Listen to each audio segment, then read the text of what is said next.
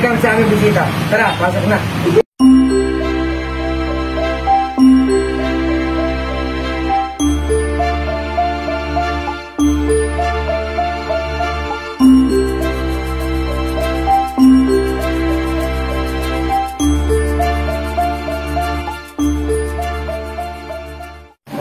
Ngunit bago ang lahat, narito ang isang trivia.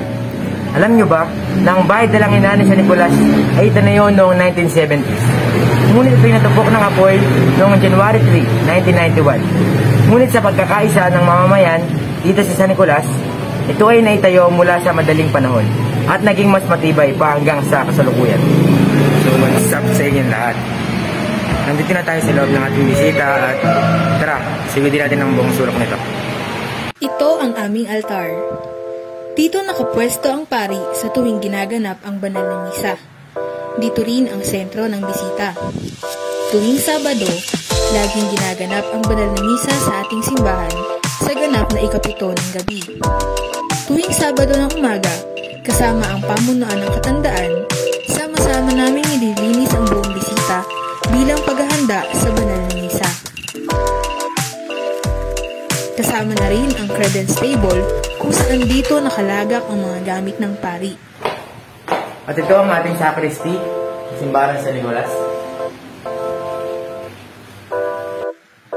Ito makikita ang iba't ibang poon. Dito rin binabasita ng mga poon na dala ng bawat mamamayan ng San Nicolas.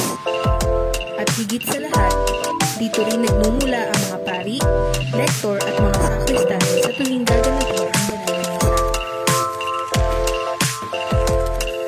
Ayan, ito ang ating choir hall.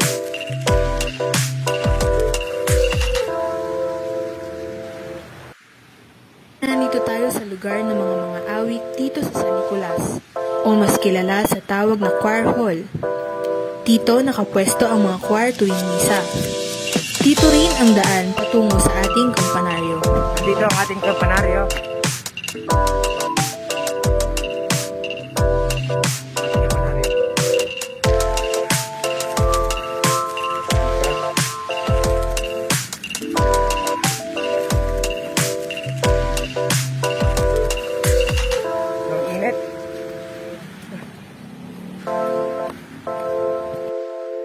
And speaking of kampanaryo, andito tayo sa rooftop ng simbahan kung saan matatagpuan ang kampanaryo.